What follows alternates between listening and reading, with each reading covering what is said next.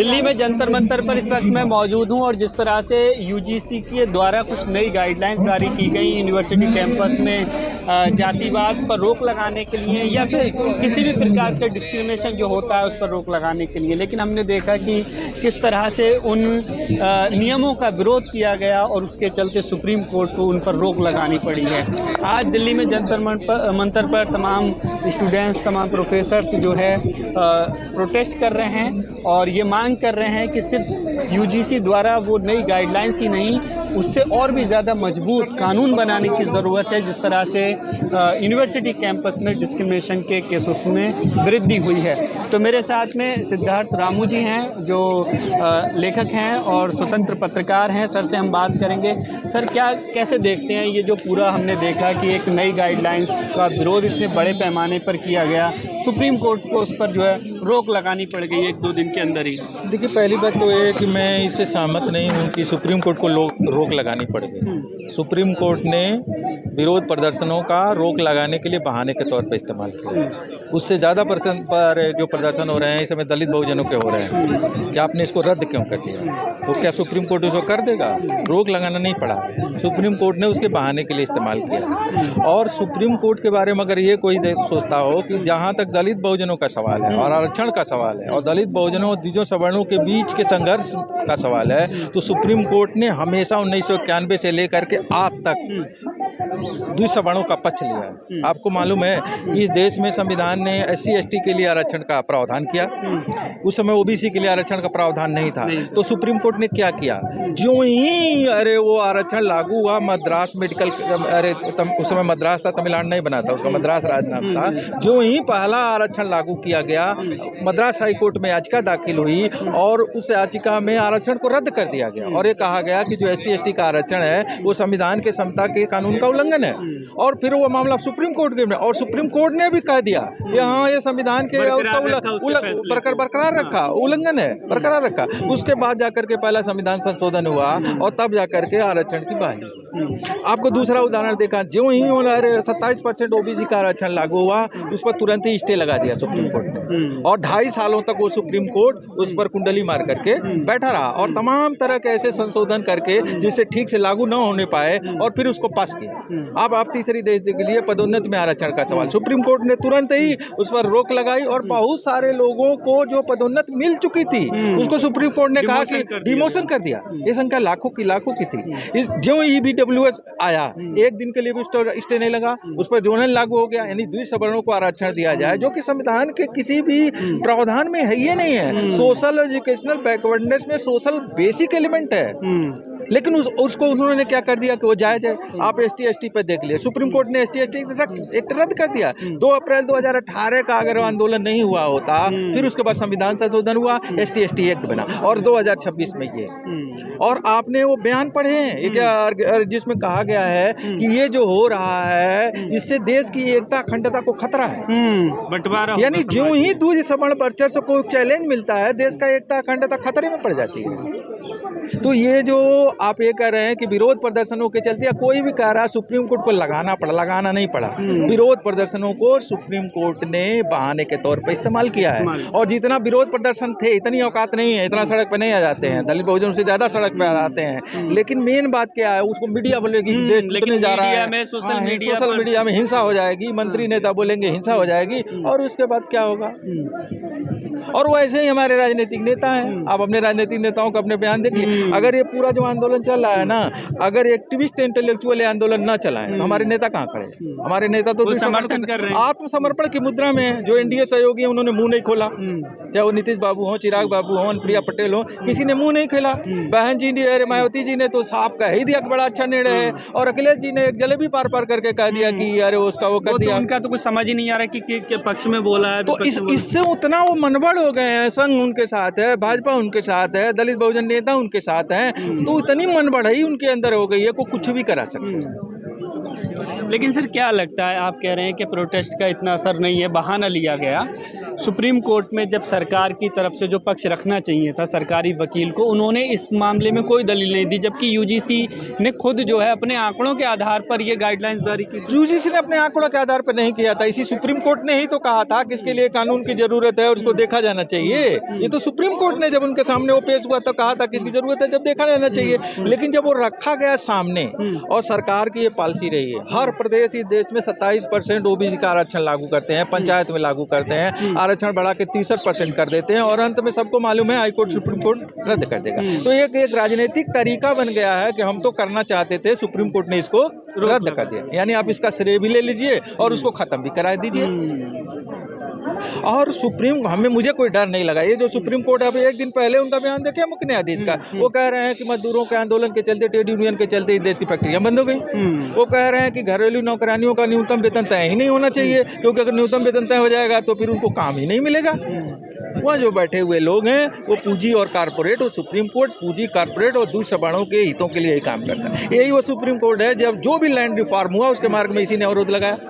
भूमि बंटवारे का जब भी सवाल आया, भूमि बंटवारे कोई कानून पास हुआ तो इस सुप्रीम कोर्ट ने अक्सर हाई कोर्ट और सुप्रीम कोर्ट ने उसको रद्द किया, जिसके चलते एक बार और संविधान संशोधन कर भूमि एक्ट के लिए भी कानून बनाना पड़ा, नवी अनुसूची बनानी पड़ी, तब ये चला। तो क्या सरकार को इसमें कोई संशोधन विधेयक लाना चाहिए, अगर उसकी वाकई नियति है कि समाज में या यूनिवर्सिटी में डिस्क्रिमिनेशन रुके? सरकार, पहली बात तो है कि सभी लोग देख रहे हैं कि सुप्रीम कोर्ट ने, सरकार ने मजबूती से अपना पक्ष रखा ही। और एक बात और जान लीजिए, फिर मैं कहूँगा उस कानूनी पचड़े में, इस देश में सुप्रीम कोर्ट के जो फैसले होते हैं वो ज़्यादातर पॉलिटिकल होते हैं। जब पॉलिटिकल होते हैं, जिसकी जो ताकत होती है, जब दलित बहुजनों की ताकत बढ़ी है, जैसे मान लीजिए तमिलनाडु में तो 63% आरक्षण है ना, तो सुप्रीम कोर्ट रद्द कर दे उसको, तो चला तो आ रहा है। सुप्रीम कोर्ट कह दे, सुप्रीम कोर्ट ने ला बना रखा है ना कि 50% से ऊपर नहीं होना चाहिए, और तमिलनाडु में तो 63%, 79% तक चला गया, उसको रद्द कर दे। क्योंकि जो ही रद्द करेंगे तमिलनाडु के लोग सड़कों पर होंगे। यहाँ उनको मालूम है कि अरे ज़्यादा कुछ नहीं होना है, तो तमिलनाडु का रद्द कर दें, बना हुआ तो है, क्यों नहीं रद्द कर दे रहे हैं? ये सुप्रीम कोर्ट के फैसले पॉलिटिकल होते हैं। मैं तुझे बताऊं, जैसे सोमन वांगचुक का जब गिरफ्तारी हुई, मैंने लिखा कि सुप्रीम कोर्ट कुछ नहीं करेगा। लोग बोले अरे नहीं, गवाही साहब हैं, फलानवा है, ढकनवा है, और सुप्रीम कोर्ट ऐसा नहीं करेगा। लगातार देख रहे हैं, डेट पर डेट, डेट पर डेट, डेट पर डेट। उमर खालिद पर क्या हो रहा है? डेट पर डेट, डेट पर डेट। अब तो कह दिए 1 साल भर तक आप दाखिल ही नहीं कर सकते हैं, यहाँ तक कि ठीक से चार्जशीट तक नहीं दाखिल हुई। तो जिसके मन में भ्रम हो, मेरे मन में नहीं है। सुप्रीम कोर्ट एक पॉलिटिकल बातें सर बहुत महत्वपूर्ण कही गई इस नियम का विरोध करने वालों ने, कि भाई इसका जो है मिसयूज होगा, और दूसरा ये कि इसमें ओबीसी वर्ग को क्यों शामिल कर लिया गया। देखिए, पहली बात तो ये मैं यही कहना चाहता था, जो मेन कारण बनाया है इसको रद्द करवाने का सवर्णों की तरफ से, सरकार की तरफ से, कि ओबीसी शामिल हो। ओबीसी को इसमें शामिल कर लिया गया। कहने के लिए तो आप कह लीजिए कि 12 के एक्ट कुछ मामले में से ज़्यादा कड़ा है। अच्छा, कुछ मामले में 12 वाला एक्ट ज़्यादा कड़ा था, लेकिन इसमें ओबीसी शामिल हो गया। क्योंकि जान लीजिए कि जब आरक्षण के साथ ओबीसी जुड़ा 27, जब ST/ST आरक्षण था तो आपने देखा था सड़क पर उतरे थे क्या? जब ओबीसी का 27 हुआ तो तब दिक्कत हुई। सच्ची बात यह है कि अगर इस देश में आज़ादी के साथ ही ओबीसी का आरक्षण लागू हो गया होता ना, तो इस देश की कम से कम बहुत ज़्यादा मॉडर्नाइज और लोकतांत्रिक हो गया होता है ये देश। क्योंकि वो अकेले कोने में दलित और आदिवासी नहीं पढ़ते, ये बड़ी आबादी उसके साथ जुड़ जाती। तो ये जो मेन कारण है इसका विरोध का ना, वो पॉलिटिकल है। इस कारण है कि ओबीसी इसमें शामिल किया, ओबीसी के शामिल करने के ही चलते हो रहा। और रही बात ये कि कानून का दुरुपयोग, तो भाई दहेज हत्या कानून का भी दुरुपयोग होता है। महिलाओं के संरक्षण के जितने कानून बने हैं दुरुपयोग होता है। महिलाओं बलात्कार और उत्पीड़न को जितने रोकने के कानून बने हैं उतने सबसे ज़्यादा उसका दुरुपयोग होता है, तो रद्द कर दीजिए। कौन सा कानून है जिसका दुरुपयोग नहीं होगा? और ये सरकार ने बनाया है कि तमाम आज से अधिक संपत्ति, तो सबसे ज़्यादा दुरुपयोग तो ईडी कर रही है ना, तो ईडी को ये कानून खत्म कर दीजिए। सबके सामने स्पष्ट है ना कि ईडी का क्या कर रही है। विधायक MP कोर्ट जो बनाया गया है अलग से न्याय देने के लिए, उसका सबसे ज़्यादा कौन उल्लंघन सबसे ज़्यादा क्या हो रहा है? आज हम को किसमें? पैन कार्ड में। पैन कार्ड में आपको, हमको भी भेज सकते हैं, हमको मालूम नहीं, हमको पुराना पैन कार्ड, नया पैन कार्ड भेज दिया गया, तो उसको रद्द कर दीजिए। तो कानून के अगर दुरुपयोग के आधार पर कर रहे हैं तो रद्द कर दीजिए। यही तो ST/ST एक्ट के बारे में कहा गया था कि इसका दुरुपयोग होता है, तो फिर रद्द कर दिए। तो फिर आपको संविधान संशोधन करके फिर उसको ठीक क्यों किया? तो और दूसरी बात ये होती है कि आज तक हाई कोर्ट सुप्रीम कोर्ट का ये तरीका नहीं रहा है। जब कोई कानून बनता है और उसका बहुत दुरुपयोग होने लगता है तो आंकड़े देखे जाते हैं। कानून बना ही नहीं, अभी लागू की घोषणा हुई, तब तक दुरुपयोग की संभावना आपको लग गई। और सीधी बात जो मेन तर्क दिया गया है बोलने में ना, वो तर्क ये दिया गया है कि एकता अखंडता। जब भी बर्चशाली लोगों का प्रोटेस्ट से अगर हो गया तो हिंदुओं का बंटवारा हो जाएगा, जो एकता हिंदुओं की बन रही है वो खत्म हो जाएगी। अरे हिंदू कहाँ है?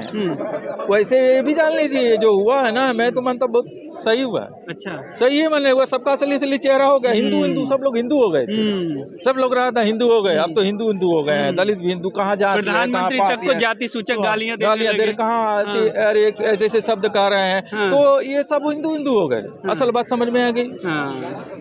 एक एक्सपेरिमेंट हो गया समाज को। इस देश में हिंदू राष्ट्र का सिर्फ एक मतलब है, ब्राह्मण द्विज वर्चस्व राष्ट्र, और शेष लोगों को हिंदू को और मुसलमानों के खिलाफ घृणा फैलाने के लिए किया जाता है। डॉक्टर अंबेडकर ने बहुत पहले कहा था कि दलितों को, आदिवासियों को और ओबीसी को तभी हिंदू बनाया जा सकता है जब उनको मुस्लिम नफरत के खिलाफ खड़ा किया जाए। वैसे कैसे हिंदू महसूस कर पाएंगे? मान लीजिए हिंदू कैसे महसूस हो सकता है? मंदिर हमारा एक हो तो हम हिंदू महसूस कर सकते हैं, तो एक है ये नहीं है। वेद पुराण सब हमारा हो तो हम ये पुजारी हम हो ही नहीं सकते हैं। हम धर्म ग्रंथ का ये कर सकते हैं, हम कथा कर ही नहीं सकते हैं, हमारा वो कर लिया, हम चूकी रख ही नहीं सकते हैं। यानी पॉजिटिवली हिंदू होने का कोई गुंजाइश नहीं है। हिंदू होने का एक ही तर्क है, जब हम दूसरे के घृणा में आए, यानी मुस्लिम घृणा में हम जाते हैं तभी हम हिंदू हो पाते हैं। तो उन्होंने ने कहा है हम हिंदू नहीं हैं। अगर हम हिंदू होते तो हिंदू के तौर पर किसी भी धर्म में ईसाई आप हैं, मुस्लिम है तो 3 बात जरूर होना चाहिए, तभी आप हो सकते हैं ईसाई। ईसाई अगर कोई है तो चर्च में उसका बराबर अधिकार, कोई भी चर्च में जा सकता आ सकता है। बाइबिल वो सब लोग पढ़ सकते हैं, बल्कि जोर दिया जाता है जो बाइबिल नहीं पढ़ेगा, जो चर्च नहीं जाएगा, उसको नहीं माना जाएगा क्योंकि ईसाई है। आप देख दोनों चीज देते हैं, और जो ईश्वर है उस तक भी डायरेक्ट उसका पहुंच है। तो 3 बात तो होना चाहिए किसी धर्म के लिए। हमारे यहाँ तो कहा गया है कि हम मंदिर में जा नहीं सकते हैं। ये पहले शूद्र कहा गया था, बाद में वो दलित यहाँ आ गया है, क्योंकि वर्ण तो शूद्र ही था ना। महिला जा नहीं सकती है, वो अरे शंकराचार्य बन नहीं, घूम को कह रहा है बावन के अलावा कोई सन्यासी नहीं बन सकता। और मुक्तेश्वरानंद जो हीरो है, बावन के अलावा कोई सन्यासी ही नहीं बन सकता, कोई जगह शंकराचार्य ही नहीं हो सकता, कोई पुजारी ही नहीं हो सकता है। तो हम कैसे हिंदू हैं? मंदिर हमारा है नहीं, और वेद हम पढ़ नहीं सकते हैं, ईश्वर के पास सीधे जा नहीं सकते। जब बावन ठाकुर की सेवा करेंगे तब ईश्वर इनडायरेक्टली हम जाएंगे, और जब मर्द की सेवा करेगी तो इनडायरेक्टली जाएगी। तो हम काहे के हिंदू? भाई एक मुसलमान इसलिए मुसलमान है कि मस्जिद में उसको बराबर का हक है, उसे कुरान में सबको पढ़ना है, औरत को कुछ नहीं पढ़ना, कुरान जरूर पढ़ना है। और जो उसका अल्लाह है वो कहीं भी झुक करके उसे डायरेक्ट हो कर ले, किसी बिचौलिए की कोई जरूरत नहीं है। यहाँ तो कोई राइट ही नहीं 35% लोगों को, 85 क्यों कहूँ, 90 कहूँ, अगर महिलाओं को जोड़ लूँ उससे ज़्यादा ही होगा। तो हम काहे का हिंदू? हिंदू एक ही तरह से हो सकते हैं जब मुस्लिम घृणा हो, ईसाई घृणा फैलाई जाए, तभी हम हिंदू हैं। तो ये सारा मिथक ने इस सबको तोड़ दिया, बहुत अच्छा हुआ। अभी तो हम देख रहे हैं कि प्रधानमंत्री तक को जाति सूचक गालियां सोशल मीडिया पर आपने भी देखी। एक बात आप जान लीजिए कि जब तक आप दलित, बहुजन, आदिवासी के रूप में उनके लिए दलाली का काम कर रहे हैं, उनका काम कर रहे हैं, तब तक आपका सम्मान है। ये इतिहास में जिस दिन हम उनका दलाली छोड़ देंगे, आपको जूता निकाल के बाहर कर, सिंपल बात है। अगर आप अपने लोगों के साथ गद्दारी करके और उनकी वफादारी कर रहे हैं तब तक, और वो भी पूर्ण वफादारी, किसी भी सवर्ण से ज़्यादा वफादारी का परिचय आपको देना पड़ेगा, तब तक तो आपका सम्मान है। और जिस दिन आपने एक काम भी ऐसा किया, वो भी उनके लंबे हित को ध्यान में रखते हुए भी किया, तो भी आपको यही तेली कहा जाएगा, आदिवासी कहा जाएगा, फलाना कहा जाएगा, ढेकाना कहा जाएगा। अच्छा सर, लेकिन आपने भी कहा कि ओबीसी वर्ग को इसमें शामिल किया गया, इसलिए इसका बड़े पैमाने पर इन लोगों ने विरोध किया, लेकिन हमने ओबीसी समाज को नहीं देखा कि वो इसकी मांग कर रहा है या इसके समर्थन में है। या आप देखिए बहुत छोटे छोटे लोग, देखिए एक बात तो आप जान लीजिए, संख्या की बात तो छोड़ दीजिए, लेकिन मंडल कमीशन के समय भी ओबीसी उतना नहीं था जितना इस बार। अच्छा, मंडल कमीशन की सारी लड़ाई दलित लड़ रहे थे, चौराहे के जो मारपीट हो रही थी, क्योंकि बहुतों को पता ही नहीं था क्या हो रहा है। यहाँ तक कि उसको लाने में भी दलित नेताओं कांसीराम का बड़ा रोल था। लेकिन इस बार ओबीसी है, ये दो बात समझिए, जनता तो अभी बहुसंख्यक जनता तो किसी चीज़ में शामिल नहीं हो रही है। देखिए ये कि जो एक्टिविस्ट हैं और इंटेलेक्चुअल एक्टिविस्ट हैं वो उसमें शामिल हैं कि नहीं। इलाहाबाद जो प्रदर्शन हो रहा है उसमें SC भी हैं, ST भी हैं और सबसे ज़्यादा तो ओबीसी है। जो गोरखपुर विश्वविद्यालय में भी हुआ है, लाठी मुठा चला, उसमें तो ओबीसी है। कहूँ अरे दिल्ली विश्वविद्यालय में जो अरे वहाँ अभी प्रोटेस्ट उस रात को हुआ उसमें कौन, तो उसमें भी ओबीसी हैं, दलित है। तो ये नई परिघटना है, क्योंकि पिछले 30 सालों में मंडल कमीशन के बाद की ओबीसी इंटेलेक्चुअल की चेतना बदल गई है। बहुत सारे उनको अम्बेडकर राइट हैं, ये हैं, उनको समझ में आ गया। वो जो गेंद की तरह उछलते रहते थे इधर से उधर, उधर से उधर में, कभी इधर आ रहे हैं कभी उधर आ रहे हैं, इसमें इंटेलेक्चुअल एक्टिविस्टों में परिवर्तन आया है। जनता को तो जहाँ अभी यहाँ जो मीटिंग हो रही है इसका क्या पर्पज़ है? क्या वही गाइडलाइंस दोबारा लागू करने की मांग या फिर कोई नया कानून बनाना? पहली बात तो ये है ना कि अगर हम तो सीधा बात कीजिए, सीधी बात है कि आप बहुत ताकतवर हैं तो हम आपको ये भी बताना चाहते हैं कि हम आपसे कम नहीं, आपके दबाव में देश नहीं चलेगा। आप शांति भंग कर देंगे तो हम कुछ चुपचाप हो जाएंगे, ऐसा नहीं है। हम भी सड़क पर उतरेंगे। और यहीं मत दिया, यहाँ कम दिख रहा है। आप इलाहाबाद का देख लीजिए, हिंदी पट्टी के कोने कोने में आप देख लीजिए कि कोई शहर नहीं है। पटना में देख लीजिए, छोटे कस्बे में भी देख लीजिए। आप सोशल मीडिया देख रहे होंगे, लोगों की सूचनाएं देख रहे होंगे, हम लोगों से तो मान लीजिए सूचनाएं भी आती रहती हैं। हर जगह प्रोटेक्ट हो रहा है। और एक बात बताऊँ मित्र कि इसको ठीक करने की ज़रूरत है। अब की बात ज़्यादातर अगुवाई ओबीसी कर रहा है।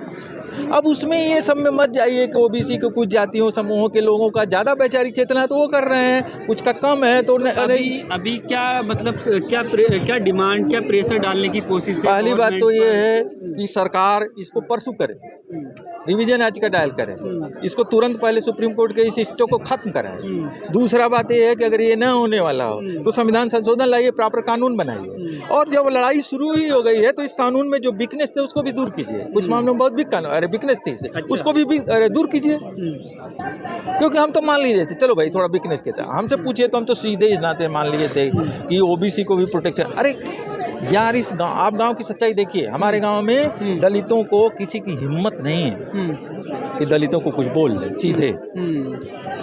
लेकिन अभी भी नाई को रे टे बे कहे जा रहे हैं, कहार को रे टे बे कहे जा रहे हैं।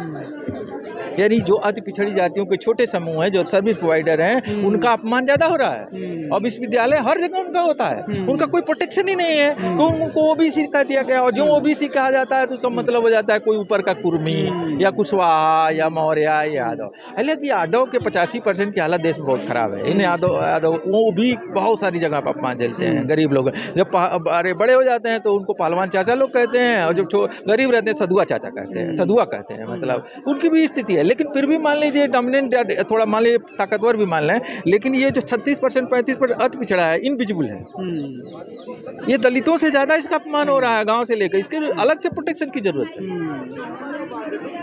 तो ये कानून आया तो उसको प्रोटेक्शन मिलेगा ना। ठीक है, यादव से भिड़ने में थोड़ी 2 मिनट की दिक्कत होती है, कुशवाहा से भिड़ने, लेकिन हम नाई जान जाए, कहार कुम्हार जान जाए, कहार जान जाए, तुरंत अपमानित करते हैं। और प्रोटेक्शन की उसको ज़रूरत है। और दूसरा एक इसमें ये भी हो गया ना, सीधे पॉलिटिकल बात समझिए कि जब केवल ST के लिए था तो ओबीसी भी उसको दायरे में आ सकता था। अब तो इधर है ना, ST के बीच नहीं लगता है ना। और जब ये पूरा आ जाएगा तो ये कानून कोई ओबीसी के खिलाफ नहीं लगेगा ना, ये तो जो भी जनरल है उसी के खिलाफ लगेगा। और मैं पॉलिटिकल आदमी हूँ और सीधा मामला ये पॉलिटिकल इशू है। चलिए ठीक है सर, थैंक यू।